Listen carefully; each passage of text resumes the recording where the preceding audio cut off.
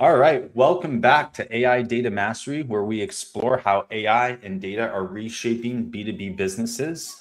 Quick thanks to our couple sponsors, Data Accelerator and Evolve with AI. We appreciate you. I'm your host, Jason Renaud. And today, Phil Andreas is the founder of ClickIt Social, where he helps companies turn data, automation, and smarter content into predictable growth. So if you want to understand how AI is actually changing marketing, not just kind of hypothetically, but in real campaigns, this conversation is going to be for you. So without further ado, welcome to the show, Phil. Thanks for being here. Thank you. Happy to be here. Wonderful. We'll jump right in. Give me a quick, I know we talked previously, so the audience doesn't know, but give me a quick history on ClickIt Social with you. And I believe you had founded it with your brother, correct? Yes, we founded ClickIt Social back in like 2012. I mean, way back. Honestly, it's weird to think about because it doesn't sound that long ago, but it was before businesses were even really using social media. Google virtual tours had just come out and they were all the rage, the whole see inside virtual tour idea. And so that's really where the company got started. And then from that, it was, hey, can you build us a website? And sure. So we brought in people that could build websites. Then it was, hey, I've heard about this Facebook thing. Should I be on it? We're like, sure, we can help do that. And so started managing social media, that snowballed into content creation and SEO and all the things that are relevant today. We've recently pivoted more to an actual straight up marketing company. We actually did a rebrand about a month ago. We're technically ClickIt Digital now. ClickIt Social still is the kind of parent corporation. Gotcha. But we're trading under ClickIt Digital just because it was a little more encompassing name. We didn't want to sound like we were pigeonholed in the social media area. I mean, we obviously still do a lot of social media management, but we're more of a full service marketing company that can create all your content, do your strategies. I mean, we can take you to a completely hands-off environment if that's what you want, or we can be collaborative. We can do pieces. It kind of depends on what the client needs. Gotcha. So like most of our clients, the name of the name of the game is putting yourself in established relationships with other businesses that could use your services. So how do you go about, obviously you're marketing for your clients predominantly in the B2C space, if I'm not mistaken, but how do you market for yourself? How do you attract and find more clients outside of, or is it just all referrals? Most of it at this point in time is referrals. Like any young business back in the day, there was door knocking, there was cold calling. And, back in the late 2010s, cold calling was still relevant. Now people really, really don't like that. And we don't do that anymore. That's just casting a wide net and hoping. Now we've got a client portfolio that's robust enough that a lot of our stuff comes through relationships.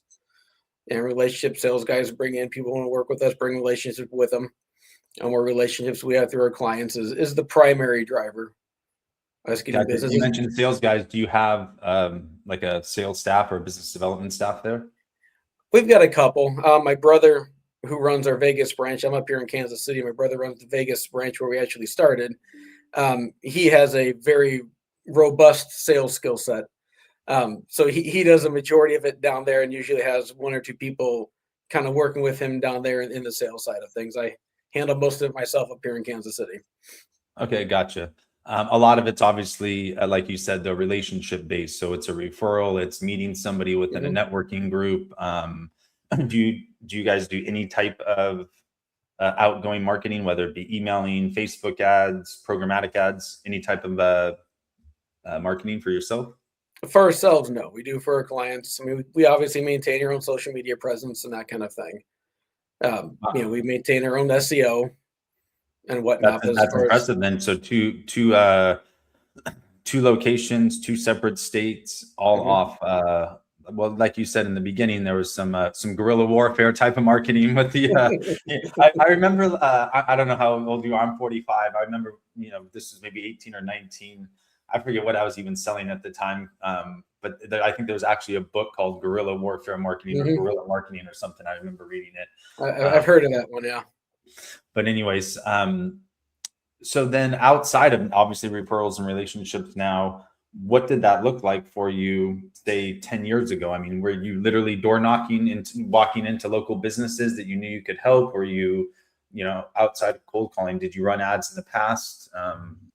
We have experimented with Google Ads and stuff in the past for ourselves.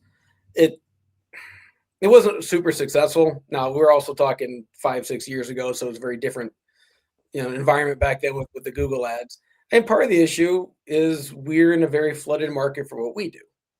There's a lot of people out there that read a self-help book and now all of a sudden they're a web designer, or they're going to be an SEO master because they took a 20-minute course somewhere.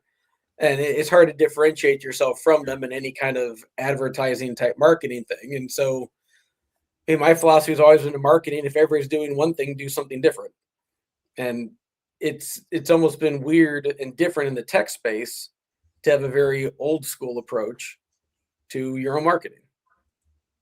And that's kind of how we've then stood out. Because people are getting blasted with social media messages and cold emails, and heck, I get them myself. People wanting to do my SEO and run my social media, and they get deleted. Let me book 30 appointments for you, or you don't pay a dime. That type of stuff, right? I get 5 of those emails a day. And I'll admit we've tried a couple of those in the past, and they didn't really do much for us. Because we're in a relationship space. I mean, it's very different than a see buy click or see click buy type of business. For sure. When you're talking about spending thousands of dollars a month in marketing, consulting, and SEO and all this stuff, you want to get to know somebody. And it's kind of funny because I was just reading an article on, advice for the younger generation, how to get jobs. And it was, submit your resume online, but you know what? Then find the person on LinkedIn, send them a personal message and engage with them personally. So you don't get just, name in the pile. Oh, we've circled back. Yeah. Well, okay. So to my next question then, do you foresee being able to incorporate AI into your own B2B business development? And one of the questions I always end up getting to on these shows is, if you haven't already, do you foresee it possibly happening? And then where is that pendulum? Is it just going to be maybe 10-15% upfront AI, some AI SDR, cold calling or cold email type of appointment setting? Do you just, not foresee AI being able to be incorporated because it's such a human relationship type of touch business? So you asked me that question in our pre-meeting. I gave you one answer. And since then I've had a conversation. And my answer first was no, I don't think that's ever going to be an AI driven thing. It's just, and then literally the day after, one of our businesses that we partner with, who's creating some AI tools that we're working with, came in all excited about how they've ready to launch this chatbot idea they have. That's actually a phone number that you can call people, or you request a call, and it's an AI powered voice that has a conversation with you, can ask a couple very pointed questions to get some answers, to then access data about the company, to then have a conversation about how how many calls do you think you miss a year? Oh, 5 calls. Great. How much is each call worth? How much is a new client worth to you? Oh, each client's worth $10,000, or boo, whoa, you just missed $50,000 worth of clients. But even if we could get you one of those, is it worth it for, $100 a month? Well, do the math. Yeah, I guess it would be. I'm making money off of it. It's great. Would you like to talk to somebody more about this? And then sets up a warm phone call then with a human person. Yeah, they can do it. They do a live transfer, or they can reference a calendar for the SDR and book a call for later that day or tomorrow when at their convenience. And now, where I think that might work is they're selling an AI tool and an AI service. They're basically what that whole thing they're selling is an AI answering service. Mm-hmm. And so what better way to sell an AI answering service than through the AI that you actually talk to and forget that you're talking to an AI? That makes sense. It's almost a proof of concept type of thing. Now, do I think that you're ever going to be successful fully selling something, especially in a relationship model through AI? No. But maybe AI can bring back cold calling where it's not really. Well, and it might not even be cold calling, but if they could send an email out, because the problem with then, having multiple guests on the show, and even we had a gentleman that owned a whole voice AI company that's, white labeled and everything else. Mm-hmm. The problem with the B2B cold calling with voice AI is it's rare that you get a human to pick up the phone anymore. So you're getting some sort of automation, call tree, something along those lines. Because like I've looked into this, and they actually have ones that you can program them to get through a gatekeeper. So if somebody picks up the phone, like your receptionist picks up the phone at the office, it will have the objections to try to get through the gatekeeper, the receptionist, to get to Phil or get to the person. But if a human doesn't pick up the phone, it doesn't know what the heck to do. And if only, 20% of the human beings are even picking up the phone, and then now you're basing all your numbers and your conversions off 20%, that's tough. So you typically got to go in with like a cold email, get some sort of reply and something going on that way, then trigger a call or a text or something. Well, and I think what they're initially going to try with this is to send out emails to lists that they have and be like, hey, you want to give it a shot? Call this number and have a conversation with it. It's okay. Now I'm curious. Maybe I will try. And I ain't gonna be a person. It's gonna be a machine. So what do I got to lose? Let me call and see what it's like. And then and pique somebody's interest enough that then they set up that warm meeting because they're already impressed by the tech. Yeah, for sure. And what and my consensus, or it seems that is especially with the AI, most people are kind of keen to it or aware that there's a high possibility that it is an AI.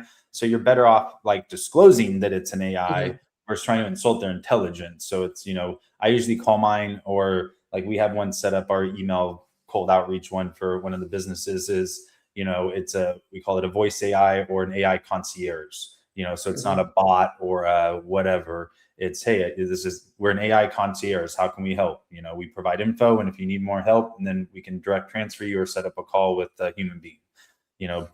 Disclose up front and let them know, like, I'm going to handle 90% of the stuff you can throw at me, but when that 10% hits, we're going to move you down into a human being, and you're going to be well taken care of at all times. And that's kind of the consensus that I think can still work for B2B. And then once you get to that human being, then I feel like there's some additional possibilities where if you're looking at say a 30-day, or in some B2B situations, a 6-month or 12-month buy cycle, right? You might talk to somebody and they're like, oh, I'm still with my marketing company for the next 3 to 6 months, right?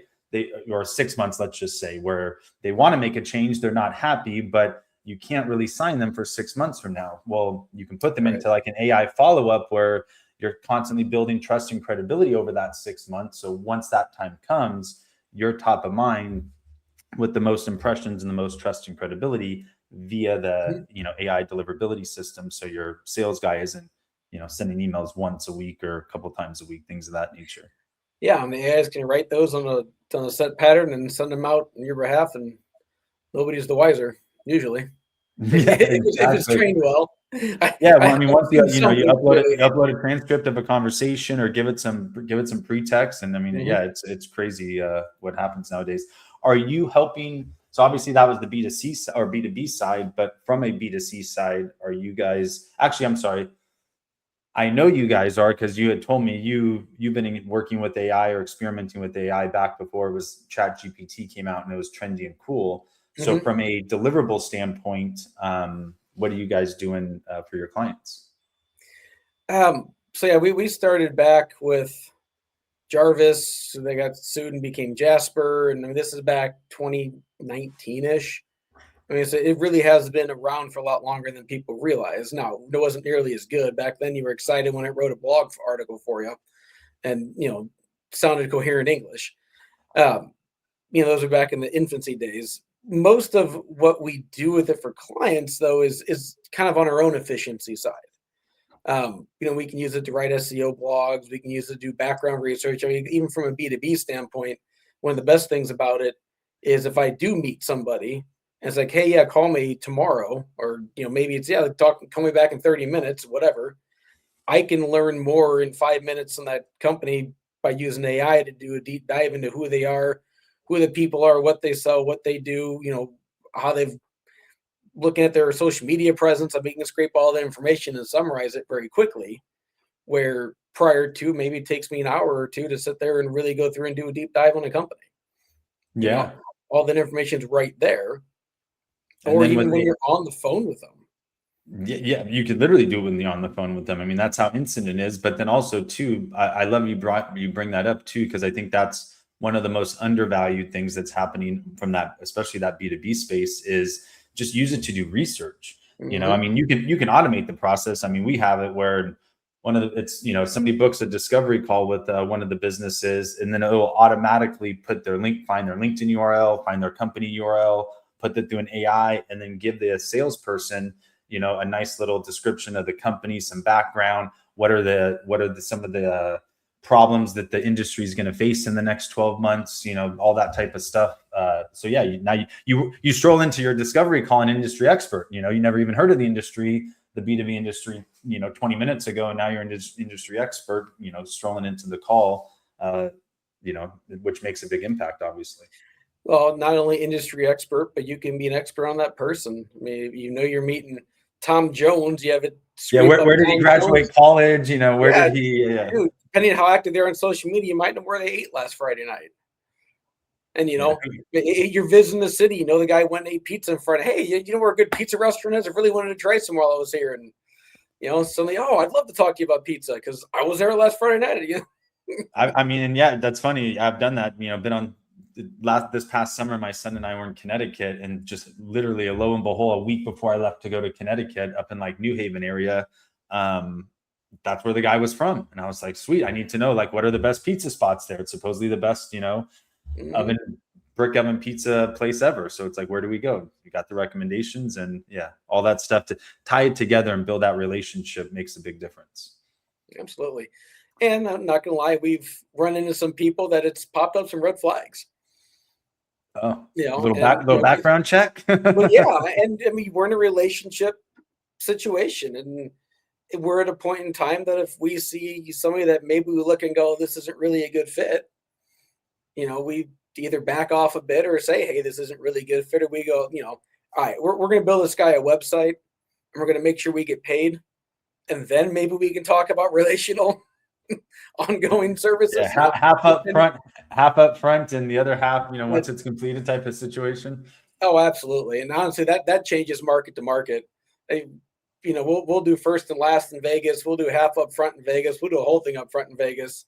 Out in Kansas City, I'm far less concerned about it. Okay, but that's funny. Nobody's ever brought that up on the show, in terms of obviously researching, doing background to learn about them, but you're actually saying, hey, has this person been involved in judgments or lawsuits? What other previous companies has he owned? Like, everything I was talking about is, hey, let's find the good to build a relationship with, but yeah, let's peek behind the covers and see what this guy's been doing for the last 10 to 20 years, and is this somebody that I want to be in business with for the next foreseeable future? Well, it doesn't often come up, but yeah, we've had a couple that it has, and we've kind of pumped the brakes a little bit. Went, all right, let's not get too deep. Let's approach the situation a little bit differently. Yeah. It's a relationship. Relationships go both ways. It's not just us trying to convince the other guy we're great. I mean, to some extent, especially when you're talking about year, 2 year, 3 year relationship contracts, and spending thousands of dollars a month with people.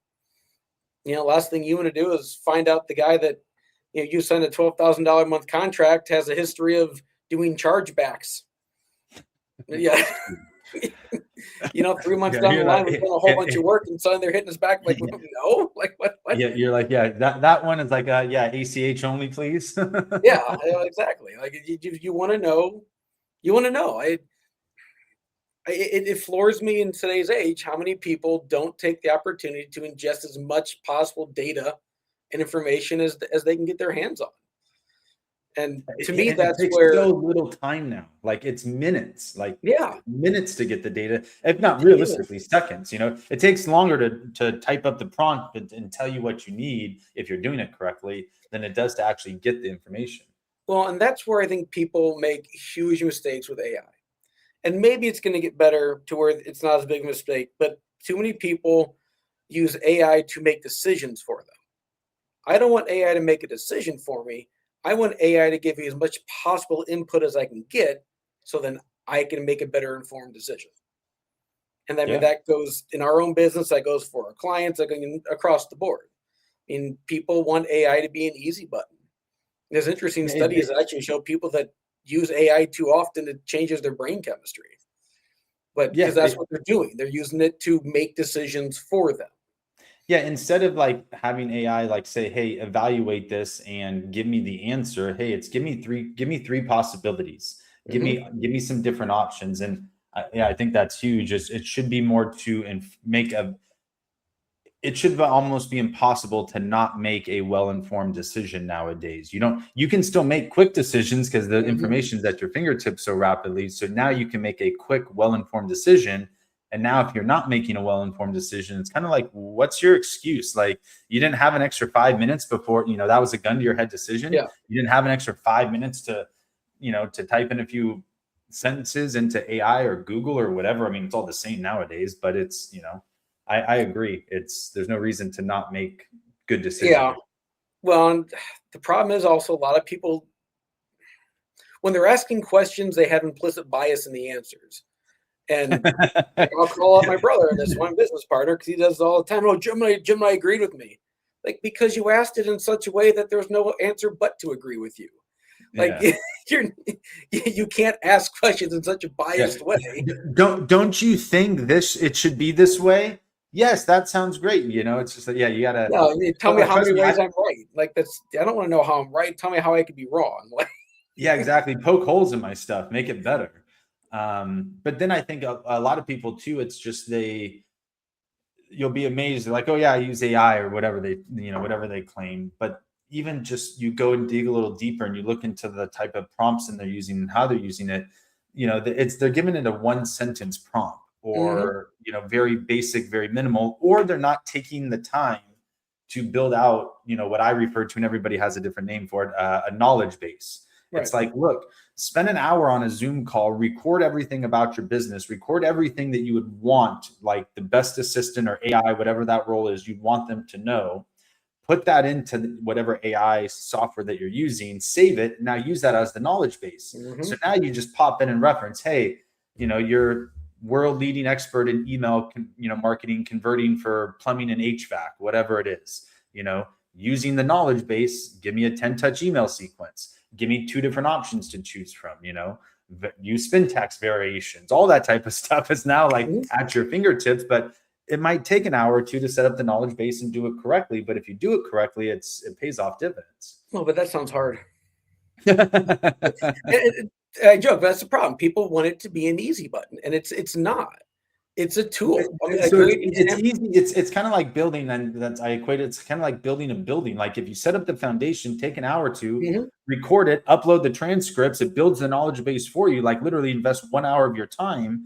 Now you have the foundation set. But I agree with you. Most people are like, oh, an hour, and I got to talk about my, I got better. Yeah, no. Well, you brought up building. One of the best analogies I've seen with AI is back to the advent of power tools. Back when power tools were first created, before power tools, your hand saws, hand chiseled, hands, it took forever to build anything, and you had to really have a good skill set to do it. Power tools came in and made it a lot easier and faster to build things, but you saw a decrease in quality because the skill set wasn't required anymore. However, it still takes skill set to build something, even with power tools. I mean, I can't go to my garage and build a bookshelf in 5 minutes. Now, maybe I can do it in 5 hours where 60 years ago it would have taken 15 hours. But it still takes time. It just sped it up. I can't go touch my power drill and go bookshelf and have it just do it for me. But it sped it up, but it let less qualified, less skilled people also complete things. And we kind of an internal joke with Canva. I know it's not AI, but it's kind of the same idea as making something easier. We have a client that we just onboarded that we were looking at some of the stuff they did, and they had put together a really pretty announcement for a Thanksgiving promotion they were doing. And it was like a party they were inviting people to, and whatever. No time, no date, no actual brand on it, no number to call, but it looked really pretty and cute. Yeah, and the logo is big, and because because honestly, they probably designed their own logo in Canva, and that was like the centerpiece or something, right? Well, exactly. I mean, it was a really pretty pile of garbage. And AI is also going to let people create really pretty piles of garbage, because if you're not asking it the right thing in the right way, and if you're not like usually explaining your thoughts, because it comes back to regular communication. I mean, even when people talk to each other, people have a tendency to assume the person I'm talking to knows everything I know. But in most cases, they don't, because you're talking to somebody in a completely different industry, especially when you talk about marketing. And so they don't have your background knowledge. And if you explain something in such a way that assumes they do, they're lost. You're frustrated because you don't get it why they don't get it. They think you're an idiot who can't explain things. And now people don't like it. It's AI is the same way. If you can't assume it interprets things the same way you do.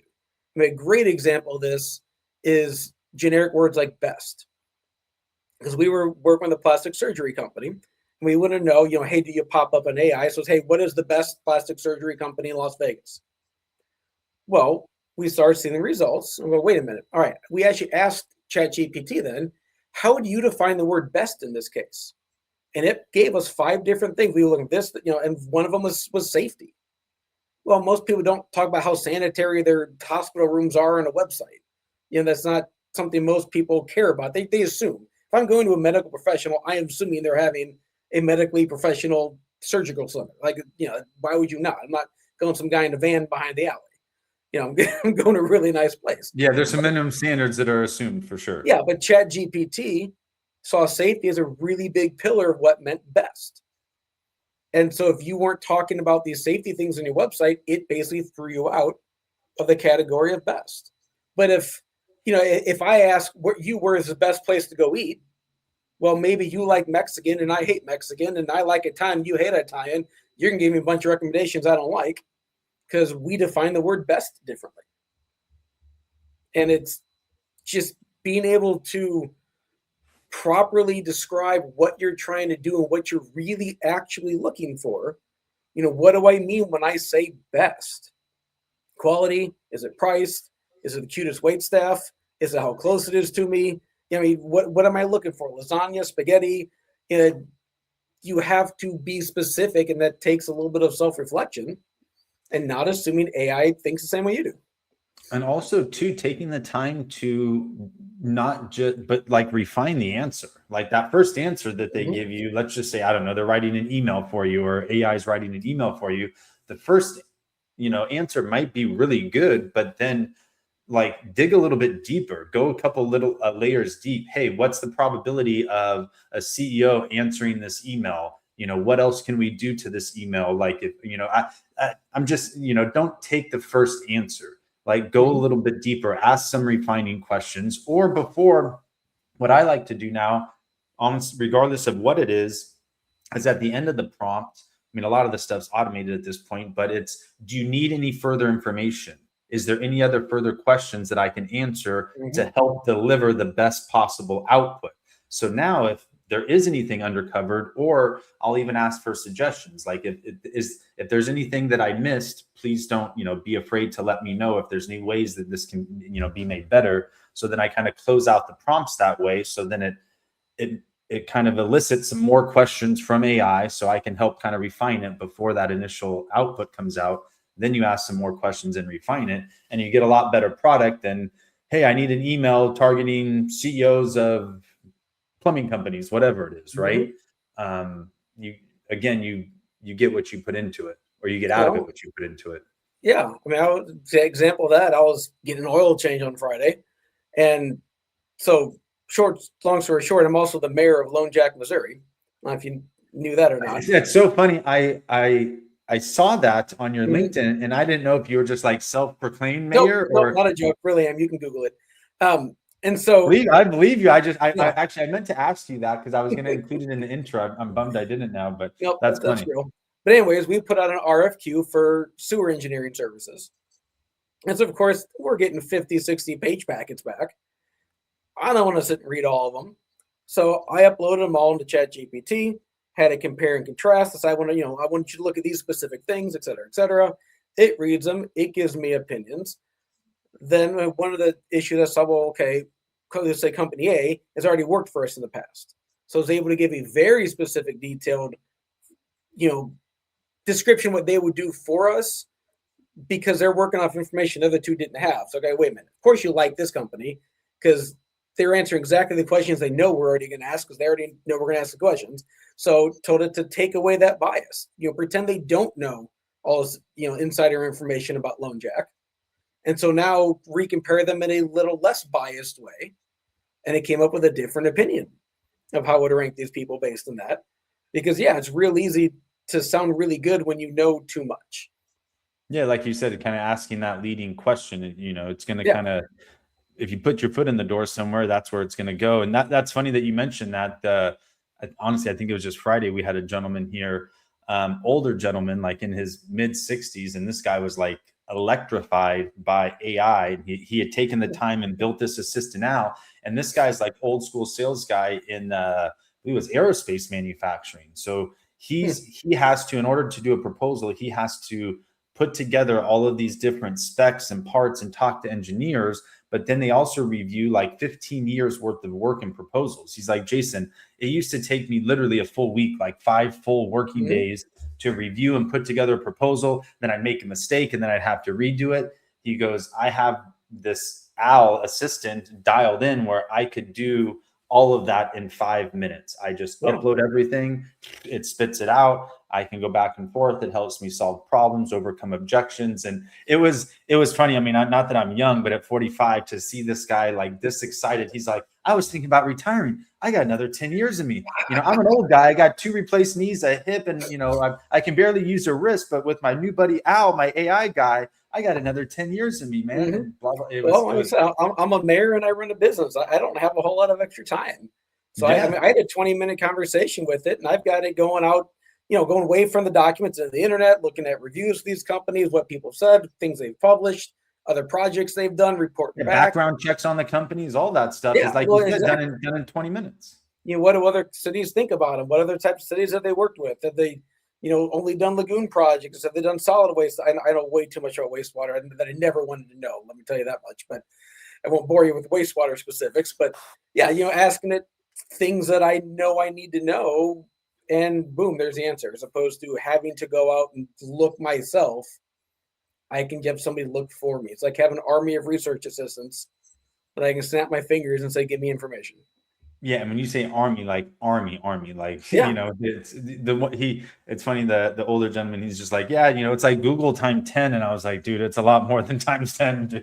Like I see the reference, but it's more like a Google times a million. And then I joke around with my kids. It's like, guys, you don't even know. I used to have to go to like a bookshelf and pull an encyclopedia and be like, okay, look up this word, but okay, this encyclopedia was written 5 years ago. So has something been updated or changed? Or since you're my age, I'll put in after you went to the card catalog to find the card with the number on it to go find it. Yeah, the big pull-out card catalogs. I was fortunate. We actually had, I think at some point my parents bought like a set of encyclopedias. But then, you start taking into account. I remember my niece, this was years after, but my niece had turned in a paper, and I think she was at Cal Berkeley at the time. This lady's like, she's like getting a degree in, I don't know, rocket science or something crazy. But at some point she had turned in a paper and got an answer wrong because the encyclopedia at the house was outdated, and she didn't realize something had changed in like some scientific world or whatever. And anyway, stuff like that doesn't happen now because everything's so like up to date and at your fingertips, and it's crazy. Anyways, not to digress, but yes, from the whole B2B standpoint, I think to bring it back there, relationships are still going to trump everything else in the B2C side. I mean, I don't care whether it's yourself or whatever guest we're talking to, that still comes in. It's just a matter of how can we tiptoe in and try to increase efficiencies a little bit? How can we attract a few more people, cast a little bit bigger net? Reach some more of our addressable market that we weren't reaching before with updated, tools and techniques. Do you guys do any? I know your brother there's in Vegas. Do you guys do any like trade shows and conventions and that type of stuff as part of your guys' marketing? Yeah, we will do. We don't typically have a booth. We'll more go to other people's booths. Gotcha. So if you're targeting, I don't know, whatever type of business you're in, like local businesses or service businesses, there'll be a big service business convention at the convention center, and you guys will go in and quote unquote pound the pavement, knock doors, going around to booths and that type of stuff. like I tell my brother, we're going to create relationships is what we're trying to do. We're not pounding doors or knocking, not knocking down deals, but I meant creating I meant in a relationships. sense that to build those relationships, you have to go knock on probably, Correct. 10 doors to build one relationship. I mean, probably more than that, let's Well, be honest, but and that's where AI can be helpful too, from a B2B standpoint, is to eliminate some of those doors. We've run searches where we've got a list of businesses, from wherever, maybe it's a new business directory or who's going to be at a convention, whatever. And it's, hey, go through this. Tell me who does and doesn't have a website. Tell me who doesn't have a good Google business profile. You can have it do SEO searches on people. We can help it narrow down better targets. yeah, what You type know, of revenue is the business doing? well, All yeah. types. So the next thing, because we'll work with anybody, but obviously we like to be in the space of people who can afford to hire a full-time marketing company as opposed to one-off services. And so yeah, based on public information that's out there, you can help narrow down your target list and then spend more time on a fewer targets instead of casting such a wide random net, like cold calling did, just randomly dialing numbers. It's better to try to narrow that down so you can have specific targets of people you want to work with and you think want to work with you.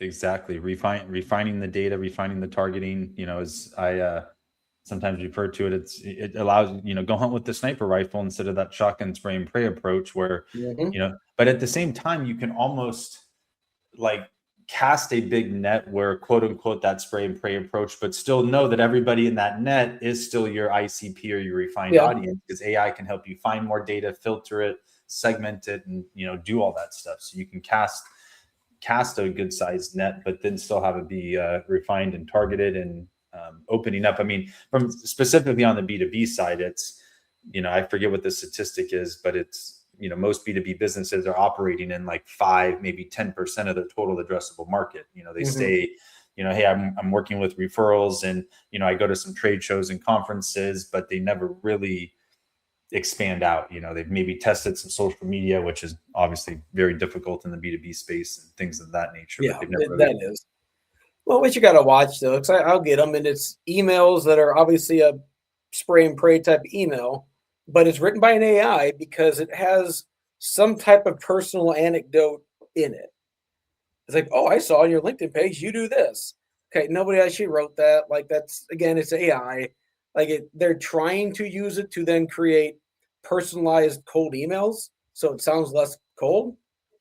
But I mean, at least I'm well versed enough. I read those and go, okay, I know what this is. And no, you really didn't do background research into me. You're acting like, oh, we really looked into. You're a great fit for. No, you found two little pieces of information that you plugged in through an AI to make it seem like you looked at who we are. Now, give it a year. Maybe you won't be able to tell the difference between somebody actually knows who you are and somebody had an AI write a cold email. I mean, it's gonna be tricky. Yeah, but I mean, somebody like yourself who's well versed in the industry and understands like the dynamic variables you can put in, so you can say, hey, reference your name, your job title, your company name, your industry, your revenue, and somebody looks at it and he's like, wow, those are like 5 data points about me or my company. This guy did a little bit of research, or it's not just some mass email that 1,000 people this got today, when realistically it could be. Right. But somebody who doesn't have your depth of knowledge probably would be pretty impressed with that, right? You're looking at it like, oh, dynamic variables, some spin tax in there, like that's a marketing email. No, you're not wrong. But then your average guy might not be able to recognize that though at the same time. And that's why they convert, and that's why millions of emails go out every day, or billions. Agreed. Well, we'll have clients email us every now and then. Hey, I got this. Is this real? And you really go, no, that's not. How do you know? I can just tell that that's not real. Okay. Yeah. Well, I mean, I honestly, I think I just got one today where it started off pretty good, but then it must have not had my company name, or it didn't have a piece of information, and whatever software they're using didn't delete it. So it just left the brackets and left company name. And I'm like, dude, I've gotten those. Rookie mistake, man. Come on. You got to have, I mean, I don't set up I know there's a way to do it. My tech team, it's like when we're sending out emails, there's a way that you can put something else in there. Right. Where that should definitely not show. And then the biggest thing now is you can recognize the AI, because AI likes to use, I set mine up to not put emojis, because AI, I found like especially Chat GPT will use the Yes. what out of emojis, and then somebody just it's all automated at N8 ends, just cutting and pasting it into an email sequence. So you get an email with like 47 emojis in it and all the little kind of bullet point type of emojis. And I was like, there's no way you sat there and searched for 17 emojis when you wrote this email to me. Like, come on. And if you did, you have way too much time on your hands. Yeah, and not the serious person I really want to do business with anyway. It's like exactly. So I have we have what we kind of build out these marketing brains or knowledge bases, whatever you want to call them. And then I specify with mine is all of these outputs. I want them ready, to be cut and pasted. And obviously I got to customize some of them, but no emojis, keep it, kind of business formatted. But again, that's something that you can pre-program and set up. So it's, if it's a recurring kind of task or something that you want with everything, then program it and, build it out. Oh, even with my own Chat GPT, and a lot of people don't know, you can go in and personalize it. And I've basically a personalized prompt that says, I don't want fluff. Give me the factual answers to my questions, and that is it. Because if you don't, in my experience, it's like reading one of the classic joke is a recipe blogs, where I just want a recipe for brownies, but I got to read 3 pages about this lady's grandmother and where these brownies came from, how they originated in Germany in 1912. I don't care. How much eggs do I use? And Chat GPT is notorious giving you a lot of just fluff if you don't train it otherwise. Like, I don't care. Don't repeat my question 5 times for me. Don't talk nice and tell me I look good today. Just answer my question as quickly and concisely as possible. For sure. With relevant data. Exactly. Wow. Honestly, we got to 41 minutes. I didn't even realize where the time went. This was really good. I really appreciate you spending your time here, Phil. I know we're getting close to the holidays, and really appreciate you jumping on the phone. Congratulations to both you and your brother for building a successful company. Jumping on, sharing your feedback, especially like you said, it's all been relationships and word of mouth. So you're not able to do that unless you're doing something right initially, because those relationships and word of mouth don't come if you're pissing people off or doing the wrong thing. So they work. You guys have done something right over the last. What'd you say it was? 2012 you guys started? Yeah, 2012 I think is when we kind of started this off the Google tours. So we're well over 10 years now. That's awesome. Well, congratulations on that. And then any last minute thoughts on AI or data or anything before we sign off here? Just like I always tell people, if you're not on the train, get on it, because it's picking up speed. And if you wait, you're going to be so far behind that you're not going to catch up. We laugh at the boomer generation for not understanding current technology. If you don't jump on and start learning as it's growing, you're going to be too far behind when you try to do it, and you're going to feel out of touch and out of date, and it's going to hurt careers.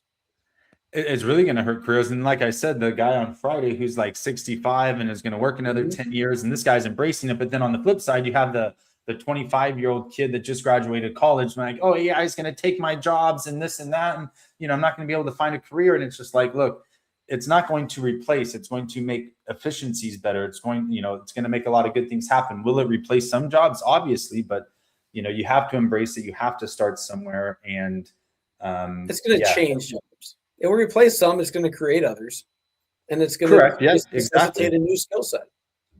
For sure. I mean, if we have time for one more great analogy, go for it. It was like in the 70s when the first spreadsheet programs came out, and this is going to kill accountants, kill everybody.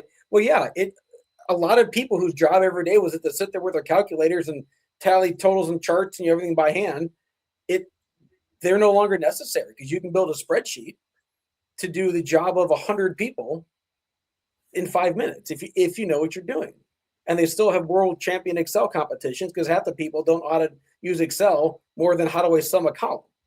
People that really know how to use it. Yeah, exactly. Really impressive things with it. And yes, as soon as those equations start popping up, I got to start hitting go back, because now I'm really fun. Yeah, I mean, did it replace jobs? Absolutely. Did it create new jobs? Yeah, it created a new skill set of knowing how to use Excel properly. And then because we could do that faster, other jobs were then created around it. I mean, that was a paradigm shift in the business world, was when spreadsheets came out on computers. Well, this is a paradigm shift in the business community with AI. And yeah, it's going to make some people's jobs less necessary than they used to be. Yeah, and But I think the learn biggest the thing new is, skill set. I'm sorry, go on. Also, learn the new skill set and then be ready for those new jobs that are come because of it. Yeah, and I think most people, it's or people that you talk to, especially in that B2B space, and a lot of work our companies do are in that kind of that outdated B2B, industrial service type of industry, where they're just so overwhelmed they don't know where to start, and it's like, just start small. Like, what's the most annoying task you have on your Mm-hmm. plate, or that the company has on their plate? Let's solve that problem, and then a couple of weeks later, a month later, go solve another problem. But and the worst thing that I feel that happens is they'll try to start implementing whatever you want to call them, AI agents, AI tools. They'll implement 5 or 6 at one time, and then you got 3 that barely work, 2 that are half-assed, and 1 that kind of works. And now you're pissed off and you're like, oh, I don't want to use AI anymore. And it's just like, well, you just bit off more than you can chew and didn't do it in an efficient manner. Yeah, start simple. Even if it's simple as one of my clients has a web form that people fill out and we send text out because of it. Well, all the phone numbers come in different formats and the text system wants them in a very specific format. Well, that's really annoying to sit there in an Excel spreadsheet and change all those numbers. Maybe some Excel genius could do it automatically. I don't know. That's not me. I copy, cut, and paste in Chat GPT and say, put all these phone numbers in this format. It goes, cool, done. There you go. Yeah, Copy and replace it. You don't even have to cut and paste it. You can automate the whole process too, so it automatically does it, right? Yeah, and so I don't have to sit there and retype 100 phone numbers in the right format. It takes 3 seconds. I upload them in the text message system and send out the next text. It's annoying. It's stupid. I don't have to do it. Guess what? ChatGPT did it for me. Yeah. And that's not taking anybody's job.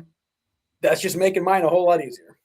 Yeah, it's allowing you to do more. That's where I feel like if you embrace it, and especially obviously depending on what type of company you're at, but if you're one of the ones that embraces it at the company, you almost give yourself more job security, because every company is going to have to lean on it. So you don't have to be the expert, but if you have to be the one embracing it, bringing ideas, being somewhat of an authority, being, I guess, just not scared of it, for lack of a better term, you're going to be the one that is less replaceable than the person who's just like, completely blocking it and, rejecting it and not embracing it. So I think that's where it's like, you use it as your magic tool, use it as that silver bullet to, get in with the company, get in with the higher ups, get that job security, get your name known if those possibilities are there. Learn to use it for more than just rewriting emails to make you sound nicer.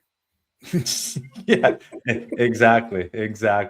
Or yeah, exactly. All right, cool. Well, let's sign off here. I really appreciate your time, Phil. What's your guys' website if anybody wants to learn more about your marketing business? It's ClickIt Digital. ClickItDigital.solutions.